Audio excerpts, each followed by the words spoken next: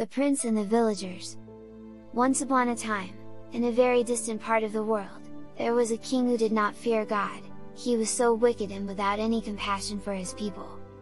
This king had a son, and it was his only son.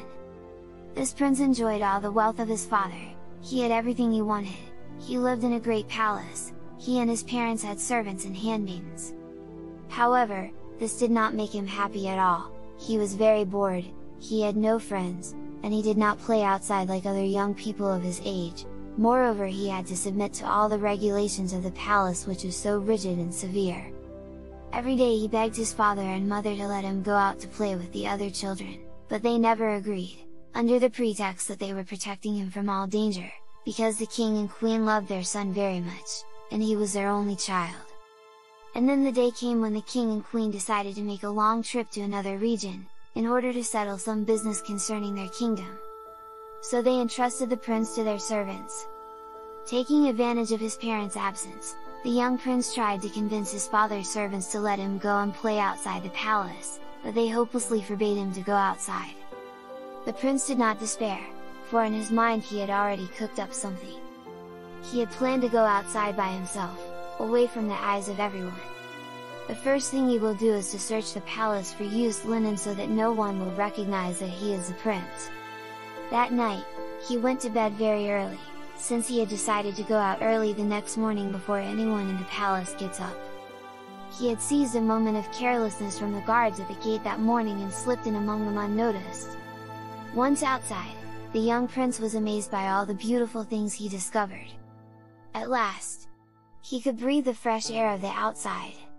He followed with his eyes the people passing by. He was so happy to see young people of his age playing and having fun with each other. Furthermore, he also discovered the big market of the city. He also noticed that there was a lot of poverty among the people, a lot of miserable people in the street. He continued to walk, he did not stop, he saw a river and he walked along it. He walked further and further away. Every time he discovered something, he wanted to discover something else. But suddenly he noticed that it was getting dark, so he decided to return to the palace. He looked around, but there was no sign of the palace, he didn't know which way to go home. He was seized with fear, he did not know what to do. But, after walking a few meters, he noticed a small glimmer of light at a distance not so far from him. So he started walking in the direction of this light, and as soon as he got closer, he discovered a small village, isolated from everything, inhabited by peasants. The young prince began to knock on the doors of the villagers one by one. Although he had told his story to these people, no one wanted to receive him in his home. Some of them told him, "We are not going to help the son of such a wicked king." And others did not even believe his story, thinking that he was just a beggar who had come to eat their bread, as miserable as they were. The young prince did not despair, there was still a small house he had not yet knocked on. He approached it. The owners opened the door. He told them his story. They are very poor and miserable people, but they are full of love and pity. They welcomed the young prince and said, "Whoever you are, be welcome to our home." They were a couple with several children. They gave him food from the little they had, they tended to his wounds, for he had walked a lot and his feet were covered with blisters. He spent the night with them. The next morning they were going to take him to the palace. And, as soon as they had hardly taken a few steps, here were the king's servants and some of the palace guards, in the village.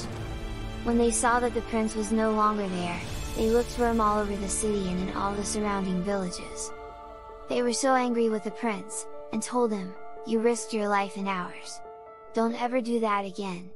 The king will punish you and punish us as well, and be careful not to tell him anything. And we will do the same." Time passed, the story was forgotten by everyone. But then one day, such a great fire had ravaged the village where the peasant family that had welcomed the young prince lived. Their house and crops had gone up in flames, and they had nothing left. In their despair, the only solution they could think of was to reach out to the evil king, thinking that his heart would be softened, since they had lost everything. But the evil king would not listen, saying, "Is it my business? It's their fault. They are careless. It wasn't me who set fire to their houses and crops. The young prince had witnessed this affair. Suddenly, he remembered the adventure he had had the day he had gotten lost far from the palace. He now remembered all the good reception he had received from people who had almost nothing, in a family among others that his father had always neglected. He said to himself, "Is this not an opportunity for me to do them good in turn?" And that's when he had told his father all about his adventure. The king did not know what to do.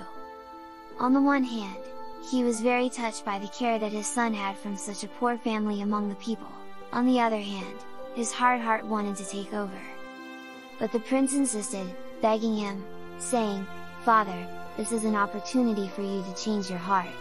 You must have consideration for these poor people, it was with them that I had found refuge at the time of my distress." At last, the king's heart softened. Not only did he rebuild the entire village that had been burned down, but he began to take care of all the people. And on top of that, he allowed his son to make friends with the young boys and girls of the family that had rescued him when he was lost away from home.